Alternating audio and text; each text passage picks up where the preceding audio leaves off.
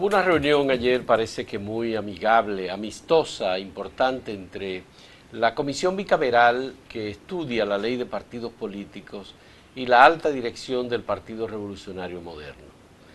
Parece ser que hubo coincidencias, y eso lo confirmó incluso en una entrevista que le hicimos y que se acaba de transmitir a Hipólito Mejía, que tuvo que salir un poco más temprano precisamente de la reunión, pero que admitió que fue una reunión muy cordial, que la representación del Partido de la Liberación Dominicana, que forma parte de esa comisión, también coincidió con ellos, que ya ellos habían discutido algunos de los temas, y esas coincidencias parece que fueron igualmente aprobadas por la dirección del Partido Revolucionario Moderno. Hay, por supuesto, muchísimos comentarios sobre la reunión, en el sentido de que están de acuerdo los partidos de la Liberación Dominicana, Revolucionario Moderno, Reformista Social Cristiano y Revolucionario Dominicano, en echar adelante la ley de partidos políticos. Y eso tiene además como corolario que el presidente de la Junta Central Electoral ha dicho que va a reforzar la vigilancia por parte de ese organismo de la campaña electoral. Incluso está comenzando a hacerlo. Importante que sea así. Yo creo que esta reunión es muy positiva. Decíamos en días pasados de que a los que más conviene, en primer lugar, cuidar de que la competencia política se fortalezca en transparencia, en limpieza de cara al público, ¿verdad? En equilibrio entre los competidores, en que no haya ventaja de uno sobre otro, es a los propios actores principales de la competencia política, que son los partidos y sus dirigentes. Entonces, yo creo que es conveniente que ellos, independientemente de que tengan diferencias, de que son competidores uno con otros, se pongan de acuerdo. Pienso que es importante también que en un próximo paso se atiendan sugerencias y reclamos y propuestas de las organizaciones diversas cívicas. Y yo creo que, insisto, aquí, por ejemplo, las organizaciones que han estado participando en el Movimiento Verde tienen que tratar de hacer sus aportes, de reclamar que se incluyan propuestas, porque se dirá, bueno, pero son los partidos y los candidatos que van a elecciones. Sí, pero ¿quién los elige? Los elige la población. Entonces la población también tiene un altísimo interés en que las cosas se hagan bien. Yo sueño con que aquí tengamos, por lo menos, una institucionalidad, por ejemplo, como la que hay en Perú, en que cada partido, cada candidato que recibe desde un centavo hasta la cantidad que sea, eso debe estar transparentado y publicado en una página web. Obligatorio. De igual manera, en Guatemala, por ejemplo, ahora mismo el presidente Jimmy Morales tiene problemas porque ocultó y se considera lavado incluso, o malversación, un dinero que se le dio, un millón de dólares por un lado y otra cantidad más, para su campaña, y no lo reportó, porque eso evita muchísimas cosas. Primero, que uno de los partidos, los candidatos, reciba mucho más que otros, porque incluso el aportante privado se va a cuidar, si eso se va a transparentar, de que no se vea que está de un solo lado. Lo otro es que ayuda a que los propios partidos no sean timados, porque se sabe de candidatos o gente a su alrededor, o de grupos que orbitan en torno a los candidatos, que se aprovechan y no reportan todo, incluso se quedan en el camino una parte de ese dinero en los bolsillos de alguien. Y eso no es limpio, eso es sucio, eso no es para eso que se supone que se contribuye a la democracia, apoyando un partido, un candidato. Entonces yo creo que en una segunda parte, ojalá que se acepte que organizaciones cívicas hagan aportes y que se atiendan esos aportes. Lo correcto es que en este caso se pueda incluso informar a la ciudadanía cuáles son aquellos aspectos conflictivos en la comisión bicameral que no pudieron avanzar los miembros de esa comisión bicameral, senadores y diputados, y que ha sido necesario llevarla a la dirección del PLD, del PRM y del Partido Reformista y el PRD. Porque si los temas tienen que ver, por ejemplo, con el financiamiento de la campaña electoral, obviamente lo correcto es que establezcamos un sistema de financiamiento para los partidos que sea transparente, como tú has dicho, pero también un sistema de financiamiento que pueda, por ejemplo, excluir el financiamiento estatal en el caso de que se permita el financiamiento por vía de los grupos privados o la recaudación con empresarios, O que se etcétera, pongan ¿no? topes y reglas claras, límites. O que se pongan topes como hay en Estados Unidos y en muchos otros En países. Estados Unidos, si tú dices, yo quiero Entonces, optar por financiamiento privado, entonces renuncias al tú público. renuncias al público. Y en el privado hay unos topes. Una persona individual no puede pasar cierta cantidad, no te puede aportar una corporación o empresa, hay que formar un grupo de amigos, etcétera. Bueno, en Estados Unidos crearon los llamados PAC o Super PAC, que son estos grupos de amigos que son recargan. grandes contribuyentes, Sí. pero además tienen que decirlo y eso tiene Decirlo que constar. y de ahí inclusive pagar Ya. impuestos de ese dinero. ¿No? Exactamente. Entonces, no tenemos mucha claridad sobre el contenido de las discusiones entre los partidos políticos y esta comisión bicameral para avanzar en esta ley de partidos políticos. El otro tema también, u otros temas relacionados con esa ley de partidos, que también debe contemplarse en la ley electoral, es también el uso de los espacios en los medios de comunicación, que en tiempo de campaña debe haber equilibrio. Independientemente Pero yo de pienso que que los... sobre eso hay coincidencia, Gustavo, ahí no hay muchas diferencias. De verdad, Claro, yo no estoy muy seguro, porque a veces se disfrazan cosas. No, en donde tienen también diferencia es en el momento de la convocatoria y realización de las asambleas particulares de los partidos políticos. Para escoger candidatos. Para y esas escoger cosas. sus candidatos. Si eso se hace un mismo día, si se utiliza el padrón electoral oficial para todo el mundo, o si está el tema de los padrones de los partidos políticos en particular, lo que han ido elaborando, ¿no? Se supone que el PRM está trabajando en la creación de su propio padrón, que el PLD tiene el suyo y que aquí en el país lo que se ha hecho es sencillamente utilizar el padrón de la Junta Central Electoral, con exclusiones o eliminando los que son pertenecientes a otros partidos políticos. Mi punto de vista es que yo creo que los partidos deben tener sus padrones. Es mejor así, es más confiable cualquier elección interna. Si un partido todavía no tiene un padrón todo lo sofisticado que sería lo ideal, pues aunque sea en una lista de computadora se puede hacer. Sí, pero que eso incluye la cédula de identidad electoral, incluye el Pero colegio al que todo el mundo que es adulto y quiere votar tiene todos esos datos. Todos los datos. Sí, eso no lleva gran cosa. Porque la Junta entrega el padrón electoral, la base de datos del padrón electoral. Sí, pero independientemente que se auxilien desde la Junta, cada partido debe tener el suyo, es lo que pienso.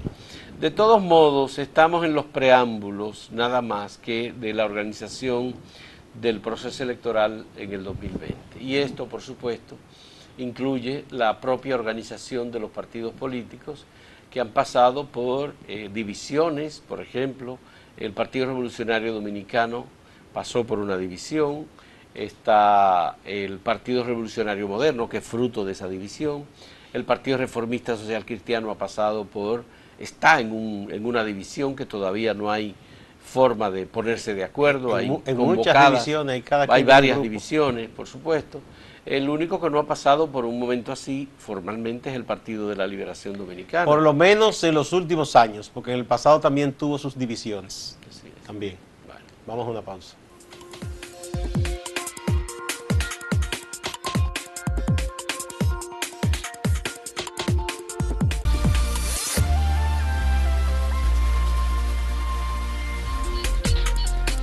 La comisión bicameral que estudia la ley de partidos políticos se reunió ayer en la tarde, recibió la visita de Julio César Castaños Guzmán, el presidente de la Junta Central Electoral.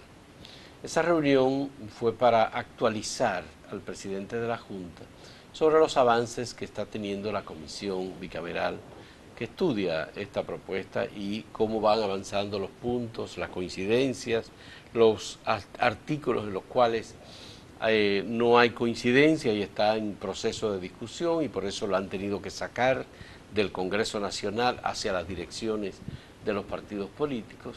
Pero es el momento en el que el presidente de la Junta aprovecha para decirles a los legisladores que la Junta tiene la decisión de normar la campaña electoral. Y cuando dice normar la campaña electoral y ejercer su rol como ente regulador en este proceso, es hacer mucho más de lo que se hizo en el pasado. que los partidos han hecho cuanto han querido, sin ningún tipo de control, y que en definitiva han desfigurado el proceso electoral, incluyendo iniciando una campaña a destiempo, por supuesto. Esto es una reiteración lo que él ha hecho, nada más que de su interés de que la Junta decida cuándo es que se inicia la campaña electoral. Obvio, como hay una tradición, los partidos están en eso, está abierta la campaña electoral, hay quienes dicen, bueno, pues nada, en esto estamos y la política es esto. Todo el tiempo, sin detenerse, pasa una elección y al día siguiente ya hay gente que está en campaña. Entonces, obviamente, lo que ha dicho Julio César Castaño es que va a intervenir, que la Junta va a ejercer su papel y que ese papel implica un control de los partidos políticos y de los protagonistas en el proceso electoral. Pues ojalá que así sea. Yo saludo esa disposición y esas declaraciones de don Julio César Castaño Guzmán. Eso hace falta. Y yo espero y pido, como simple ciudadano, a los partidos que atiendan esas recomendaciones y ese llamado y esa disposición de la Junta, porque la población se merece un respiro en el tema electoral. Los partidos tienen derecho a reunirse, tienen derecho a organizarse, tienen derecho a trabajar asuntos internos, pero es ruidoso que a tanto tiempo de las elecciones estén haciendo mítines públicos y todas esas cosas. Aquí uno no lo nota mucho. El Gran Santo Domingo, ¿no? Un conglomerado muy grande, más de 3 millones de habitantes entre la provincia y el distrito.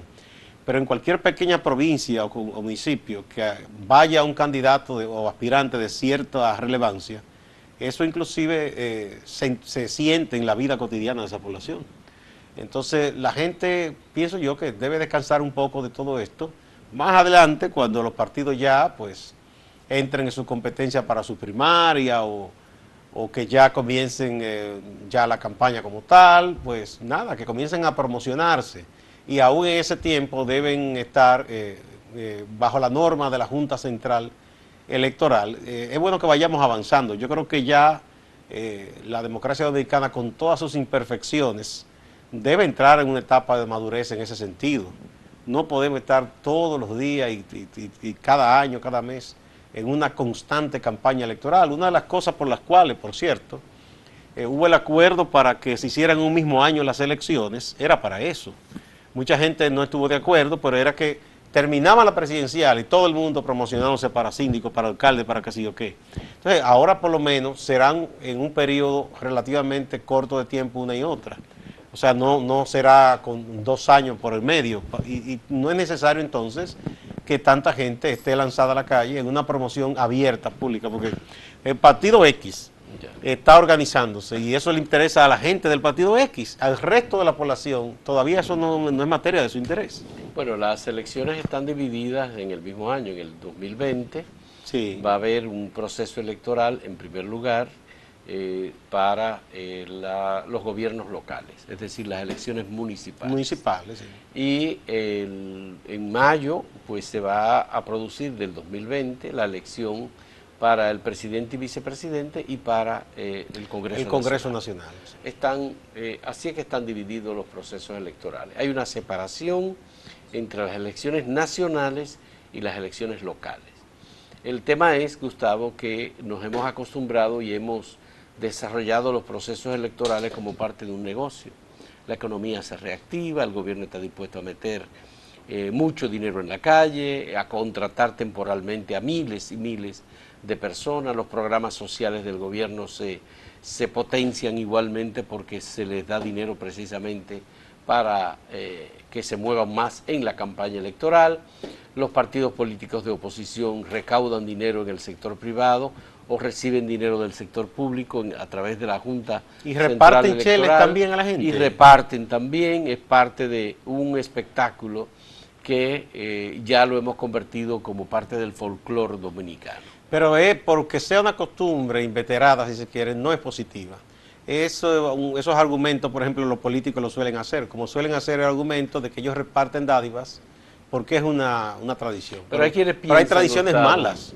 Que la ley electoral, la 275-97, es una ley difusa, vaga, en términos del control que puede tener la Junta Central Electoral sobre algunos aspectos de la campaña. Por ejemplo, el tema del financiamiento de la campaña.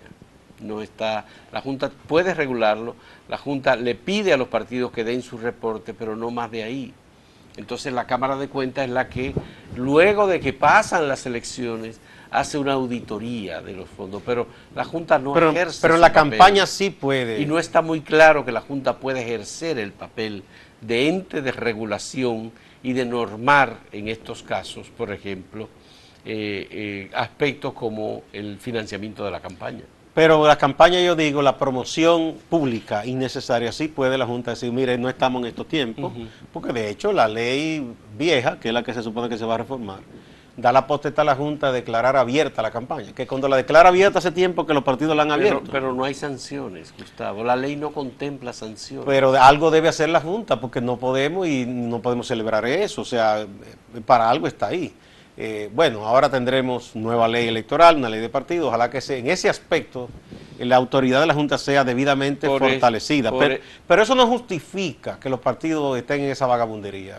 Por eso hay quienes dicen que la ley 275-97 hay que modificarla antes incluso de que se dividiera la Junta. No, de que se cree la ley de partidos políticos, que esa ley es todavía deficiente. Es una ley que tiene más de 20 años, hay muchísimos avances, hay formas nuevas de comunicarse. De hecho, se dividió la Junta en las últimas reformas, entonces ya no obedece a la actual Junta. No hay una actualización. Pero eso, independientemente de eso, los partidos deben ser responsables. Son los llamados a que la gente, quieren que la gente les dé el voto para ellos administrar lo que es de todos a través del Estado. Entonces, deben ser lo más responsables en ese sentido y aunque no hayan esas sanciones tan claras, deben sus actividades limitarlas a lo necesario y en el ámbito de sus filas y sus locales y no hacer tanto ruido que nada bien. Por ejemplo, miren, la última elección fue una decisión voluntaria del gobierno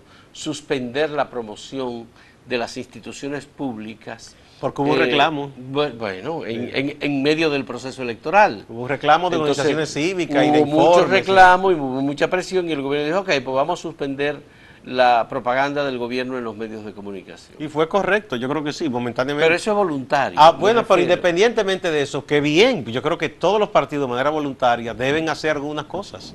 La oposición y el gobierno, vamos a darle paz y tranquilidad a esta población. Vamos a una pausa.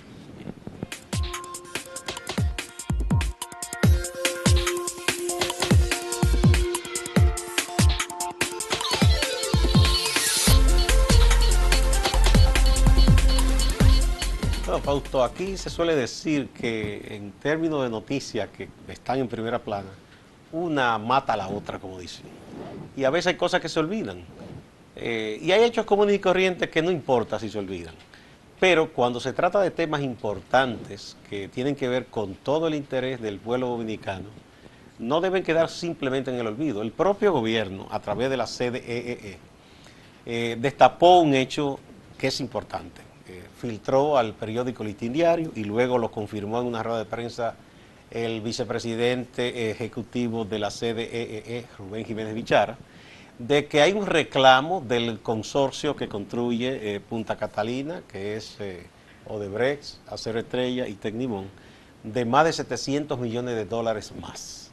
Luego que la propia comisión que nombró el presidente Medina había recomendado que no se pagara nada más por encima de lo presupuestado y que eso marchaba bien, y se dice que las plantas están en más de un 80% ya concluidas, y después de todo el acuerdo que hizo también el Ministerio Público con Odebrecht respecto a la admisión de pago de soborno, uno pensaba que no iba a salir un hecho como este.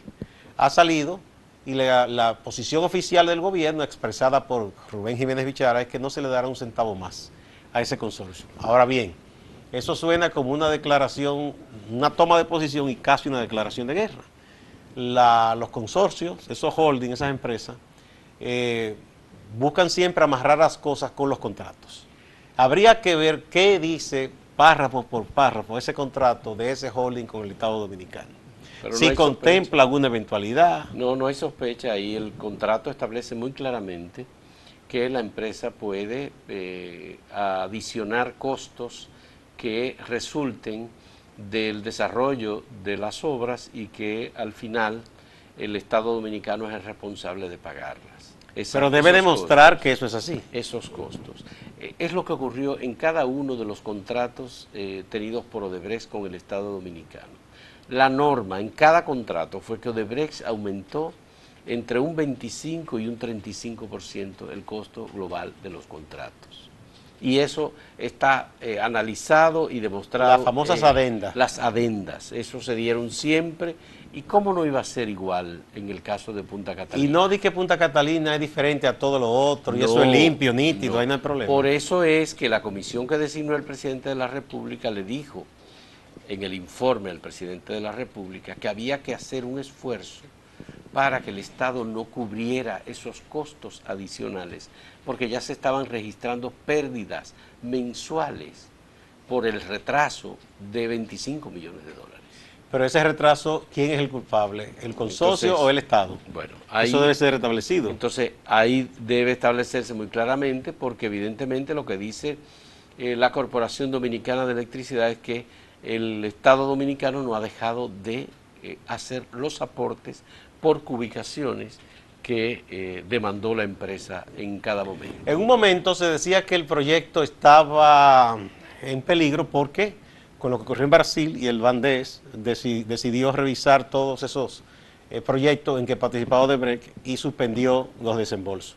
Igual el consorcio de bancos, el pool de bancos de Europa, que por todas las denuncias de los movimientos verdes ecologistas, pero el gobierno se economizó muchísimo dinero, primero porque el petróleo, los precios se precipitaron, bajaron de $100 y pico barril a 40 y tanto, y se sabe que mucho de ese dinero el gobierno lo utilizó para cumplir y seguir pagando para que esa planta no se detuviera. Luego colocó bonos, que eso es un compromiso que asume el Estado Dominicano. Entonces, el gobierno lo que piensa, lo que debe demostrar es que no, si se retrasó, no es por su culpa. Y si se retrasó por culpa del consorcio, entonces el consorcio que tiene que asumir esos costos. En todo caso, el gobierno estuvo diciendo siempre que no era posible excluir a la corporación Odebrecht del consorcio de la construcción de bueno, cuando se tapa el escándalo, alguna gente dijo que se sustituyera Odebrecht por otra compañía y que continuara el consorcio, pero sin Odebrecht. No era posible. Ahora, la Corporación Dominicana de Empresas Eléctricas Estatales admite la posibilidad de concluir Punta Catalina sin Odebrecht.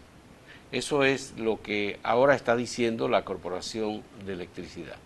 Es importante, Gustavo, en este caso, que el Estado Dominicano se prepare para ir a un litigio internacional, por ejemplo, en donde se determine si hay un incumplimiento de contrato o no. El Estado rechazó acudir ante cualquier órgano internacional para dirimir este asunto en el momento en el que firmó acuerdo y decidió no eliminar la autorización de operaciones en República Dominicana de la corporación brasileña.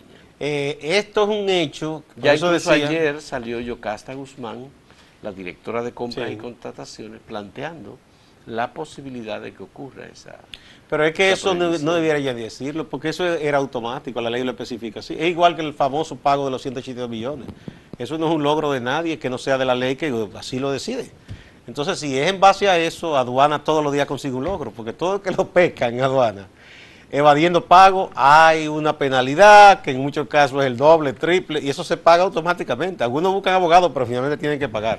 Sí. Entonces, eso no está en discusión. Entonces, bueno, qué bueno que ahora se reconozca eso. Ahora bien, yo lo que digo, que no nos vengan ahorita diciendo el gobierno y ese consorcio, nos pusimos de acuerdo, un abrazo y todos contentos. Porque eso es tomar la posibilidad de que se pongan de acuerdo. Bueno, pero que en ese acuerdo que no salga perjudicado el pueblo dominicano, que es quien paga los platos rotos ahí, los rotos y los no rotos. Son 708 millones de dólares adicionales. Eso es un dinerito.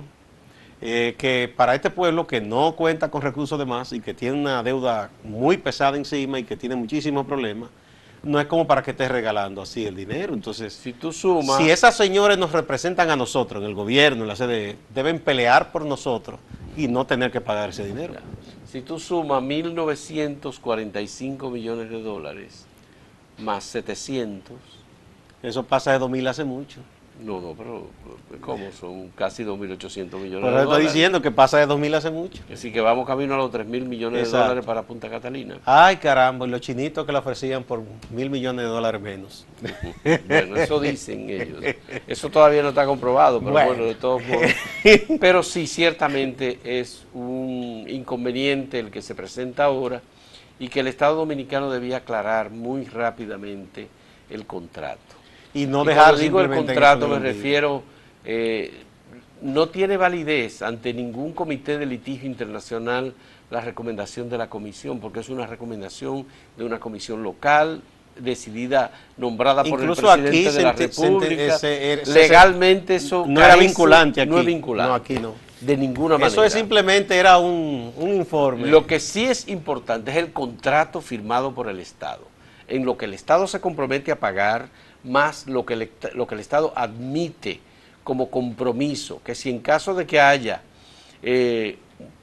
mayores costos, el Estado los asume. Bueno, la historia nuestra ha sido que en esas diferencias siempre salimos perdiendo. Siempre salimos perdiendo. Lo primero es que para ir, si se decide no ir a un arbitraje de la Organización Mundial del Comercio, sino ir a esas cortes internacionales, hay que contratar unas compañías de abogados que para comenzar a hablar hay que ponerle unos millones de dólares en la mano y ahí ya estamos perdiendo.